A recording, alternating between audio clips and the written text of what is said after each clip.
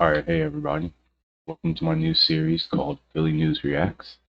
And on here I'll just be reacting to a bunch of Philly news. So let's get right into it. First video is two off-duty police officers robbed at gunpoint in Oxford Circle. A little bit crazy. Right now, Not too two far from there. off-duty Philadelphia police officers are robbed at gunpoint in Oxford Circle. Eyewitness News reporter Howard Monroe is live at police headquarters for us this morning with the latest in this investigation. Howard. Jen, the good news here is that neither of the officers were hurt in this altercation. However, we are told that they were leaving a nightclub at about 1 o'clock this morning when they were approached. Now, police tell us that the off-duty officers were walking back to their car at Roosevelt Boulevard and Devereaux Avenue when two men in a What the? Toyota approached them with guns That drawn. is really Now, police close. believe the guns was high capacity. When the The robbers Roosevelt, reached the off-duty Roosevelt officers, they Boulevard in demanded they get Devereaux. on their knees and with guns pointed at their heads were ordered to surrender Damn. everything they had. They did not have their weapons on them, but the robbers got away with both of the officers' wallets that contained their badges, money, and other valuables. Neither officer was hurt, and neither officer had their firearm on their person. No gunshots That's were fired, but again, the perpetrators the in this police out robbery here. both Philly had is handguns, different. and in at least one of those handguns was a high-capacity drum magazine, which is capable of firing What? a number of rounds. It's an illegal magazine, of course, as well. Now, no one has been arrested. Police, again, they are looking for... Of course not. Of course not. And on to the next video. I don't believe that someone should come on my block and shoot my neighbor or burn my house down. A Damn. community activist surrounded by police and city leaders is speaking out after her home was firebombed. This is Eyewitness News at 6, and we are streaming live on CBSN Philly. Good evening. Pissed off the wrong kids. I'm Jessica Cartalia. That press conference is still going on in the city's Harrogate neighborhood. Matt Petrillo spoke with a woman whose home was attacked, and she is not backing down from her work. Matt? Yeah, Jess, she believes that she was targeted. Now, Philadelphia police are investigating the case as a suspected arson. I saw the video. I saw them come up. Security video shows the moments a ball of fire lights up this neighborhood. Yo, you can see him run too. Wednesday morning. I saw them pour the liquid on it and light it on fire. Yeah, my house was targeted. Sonia Brigham isn't exactly sure why a suspected arsonist targeted her home, but she is a block captain who has been fighting against suspected drug dealing in her community for 2 years. We're outraged. Now, some members of Philadelphia City Council have come to Brigham's neighborhood to stand by her physically and in solidarity. This is intolerable, and we want the mayor to be just as outraged that drug dealers will not take over these streets. When we're in a neighborhood and we have people out there protecting our communities, working with the city to try to make it better, we know we have to protect them and we have to stand with them. Brigham says she won't be intimidated by criminals. They don't want the neighborhood to change and to become wonderful and to become a place of pride for the residents. But we're not going to stop. Damn. She didn't even do nothing. Her home got firebombed. What the hell? Yo. They've got Gritty on a Harley Davidson.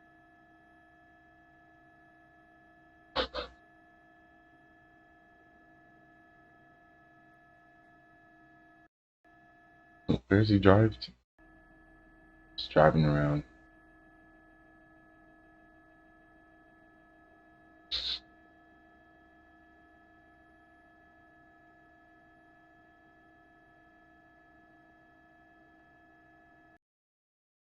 It is Thursday Terrible. night, and the big story on Action News tonight is breaking news from Upper Darby. The body of a newborn has been discovered in a trash bag. Action News reporter Dan Goddamn. Corey is live at 69th and Patterson. Someone's going in Dan, jail. what can you tell us? Well, Jim, police right now have cordoned off the area here on Patterson near 69th Street, where, as you can see, they've set up a large tent to protect the crime scene from the rain. Now, they got a call this afternoon about 4 o'clock of an infant found on the side of the road. It was raining at the time of the discovery. near a little roadway that leads to a driveway between two row home apartment buildings here in Upper Darby. Police would soon arrive. Here's more. Two witnesses had told us that they were walking down here to go to the store. They saw what they believe was an infant. Detectives have arrived on scene, and it is confirmed that it is the body of a newborn. We're waiting for the medical examiner to come before we do anything else. Detectives are interviewing witnesses up there, so that's what we have right now. It's a fluid, active investigation. Now, they were waiting for the medical examiner to arrive before they even touched the body or looked at how the baby may have died. And in fact, the medical examiner has just arrived moments ago. Police are looking for surveillance cameras. Damn. No suspects. They're asking anyone. That's 2 days ago, bro? There's gotta be some. Yeah, wild.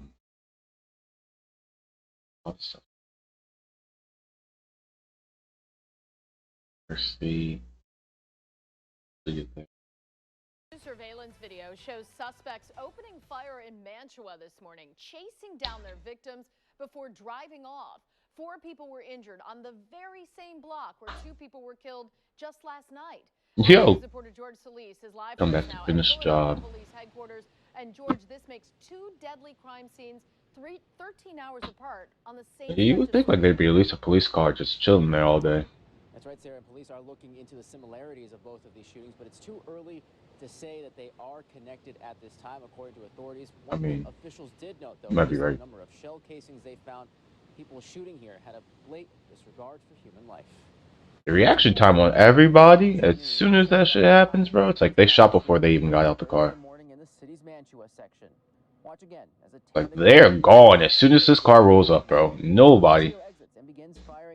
None of them have guns to fire back.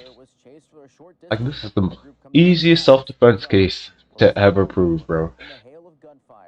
Among the wounded, 2 32-year-olds and a 44-year-old, and 1 victim whose age was not reported. Their injuries mostly contained to the lower body and for the time being appear to be non-fatal. Yeah. Significant number of fired shell casings. That's the worst drive-by ever. Clearly indicating. Y'all even ran out the car and did nothing. Nobody. Just sent a bunch of people to the hospital. Nothing but God. Nothing but God. We spoke with one woman who asked not to be identified about her close encounter with some of the stray bullets that blew through one of the homes on the block. Yo. What we heard was just bullet shots, just everywhere. And where I was sitting at on the couch, the bullet would have struck me. It's all in his walls. It knocked down his pictures off of his walls. This latest shooting comes hours after fatal gunfire erupted on the block late Wednesday. Police responded to a call of a 30-year-old woman who was shot multiple times while she was driving in the 3700 block of Aspen. She was rushed to the hospital and pronounced dead. She was found with a gun on her lap. A second victim was found in the area, an 18-year-old who was shot in the chest. He later died from his injuries. Police have said it's too early to say if the cases are connected. I'm not saying it is, but the investigators really have to dig into that. Yeah, so far, no motive and no arrest. Police are hopeful that surveillance cameras in the area... There's another drive-by shooting. He wasn't even a part of them. That's the wrong day, wrong time situation for everyone involved in this car right here.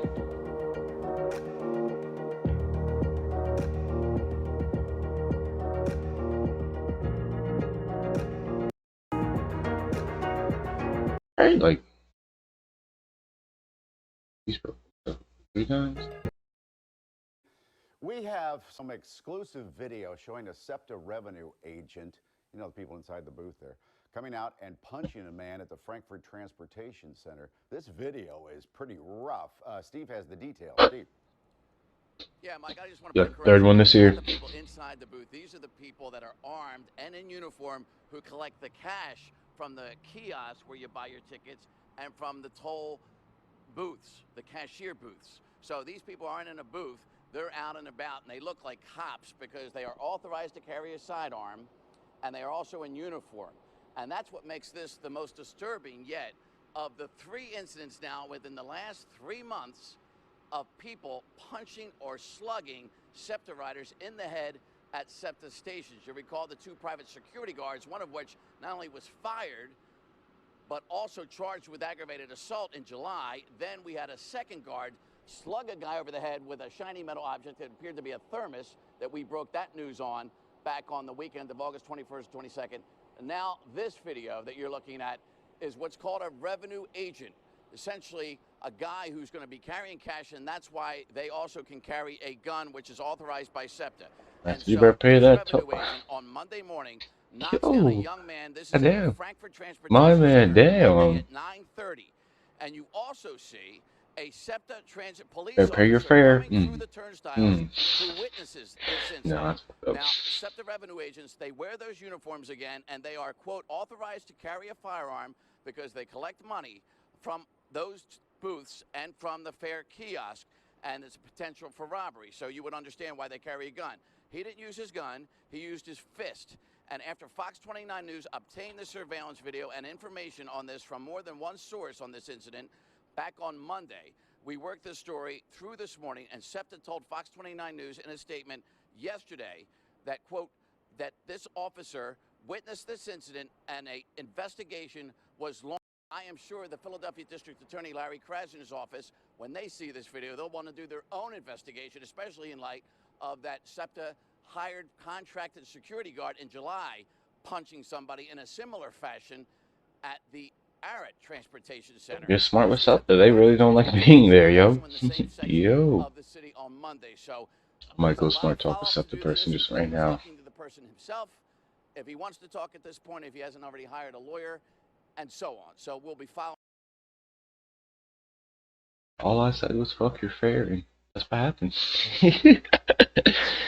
No. Right now, staff shortages getting so out of control in the city of Philadelphia, the school district literally impacting whether kids eat at school or not. We are talking no breakfast, no lunch for some students at one school. Marcus Espinoza joins us now, and Marcus, parents are taking matters. How do you not get lunch?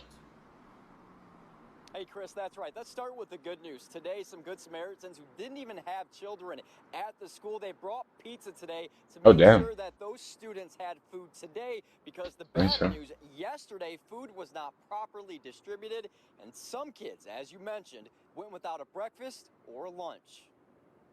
It's very mind-boggling. I was very upset. I felt like the school should have informed me, should have called me, and let me know that my child didn't have anything to eat. Parents Fucking up that chat, everybody just, you know what it means. Children who go to school here at Mitchell Elementary School in Southwest Philly did not have their scheduled breakfast and lunch provided for them on Thursday. 5 o'clock last night, I'm in my son's book bag to get homework, and I see a letter. And I read the letter, and I'm like, what? Nobody showed up to feed the kids? This is a letter Catrice Hopewell is referring to. The school district food services department's not. Yo. Damn. He was starving all day.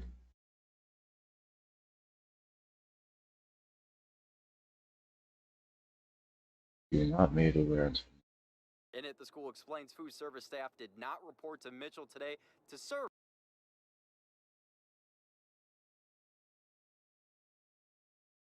breakfast or lunch. Monica Lewis with the Philadelphia School District says food was on site, but no one was there to distribute it. Bro. Breakfast and lunch for Mitchell Elementary were delivered Wednesday afternoon. Unfortunately, the food services person on hand for that for the school did not show up to work on Thursday. So apply, man. Food services. Instead, the principal I'm and taking on the teachers wrong keyboard.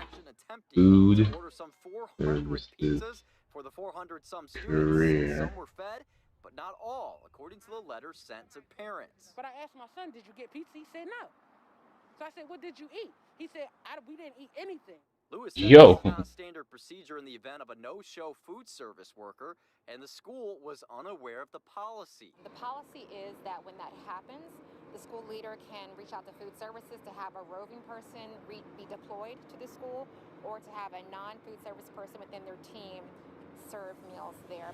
Hopewell believes the school district is unprepared for the school year and never should have opened for in-person learning if staffing issues were so critical. They're winging it. Bottom line, straight from a source at the school district, they're winging it. We are not winging it. We definitely have in place. It's just a matter of Yo. have the support available if they need it, and to let us know. No, I mean, what? Why is it so hard for like a teacher or something to just hand kids food? Waiting to hear back why somebody didn't Food just go services. down and serve Yeah. food, but as you heard there from the spokesperson with the school district, policy is to bring somebody else in to distribute that food. So really, We're gonna let all these kids starve. multiple levels, hopefully going Yeah, like that boss is terrible. Someone was just like, that's not my job. Dude, who? Fuck them kids. And not just there. We love a good nickname around here, don't we? So tonight, let's go with the burrito. I was just at this Chipotle. It is the worst Chipotle. I don't want to say it's the worst Chipotle in all of Philly. It probably is the worst Chipotle in all of Philly now that I think about it. It's nice on the inside. It's just the people definitely don't appreciate the workers. But the workers are also understaffed in there, so like, I don't know. It could be better service. Saturday night because there was an issue with her order. It just shocks you. Like, who would even think to pull a gun out on some younger kids that are working at Chipotle? Yo, the one employee was ready to quit on the job yesterday. That shit was terrible. 5 p.m. The store announced it was closing early because they're short-staffed. They requested people order online instead. The woman at the front of the line protests by pulling a gun out of her purse twice, threatening the staff. Customers standing by watching the scene intensify. Oh man, I just want some Chipotle, bro. I've never on Chipotle, bro. On Chipotle. Help is on the way, but the woman takes off before they arrive. That's crazy, but lately, like, because everybody's like, you know, with anxiety and all that, everybody's like exploding with any little bit of an issue. It's really scary. Tejas Chauhan agrees that emotions are running high a year and a half into the pandemic. God damn. He owns a pizza and steak shop on Frankfurt Avenue, and he no longer feels safe. We also are scared from to open the business now. Like, what's going on, I don't know. It's day by day, each and every day, killing, robbing. Imagine just working your job and the lady pulls a gun on you to make. Yeah, I'd be damned if someone said, "Make me my food." Oh my god. And the woman is expected to be charged with robbery and related offenses. Again, if you Yo, you going to jail for 10 years over some Chipotle, bro. Nah, that's terrible, bro. That's 215-686-8477. All tips.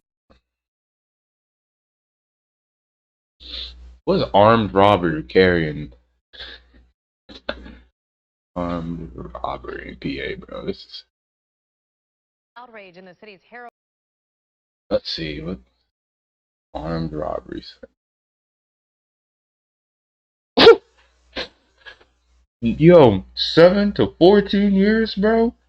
You better go see a lawyer and plead that down right now, bro. 7 years for some Chipotle?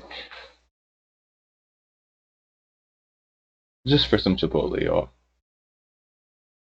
She's on camera. She even paid for this shit too. Like, maybe if you paid for it, it probably would just been like gun threats. But damn, you got gun threats and now armed robbery. It got so bad that her mom, her 2 kids, and their dog were trapped. And Chris, I hear you talked with one of the heroes who saved them. You lose your job and everything too. That's just so terrible. It wasn't the flash flooding we had from Tropical Storm Ida a couple weeks ago, but today's storm did dump a lot of rain on all of our area.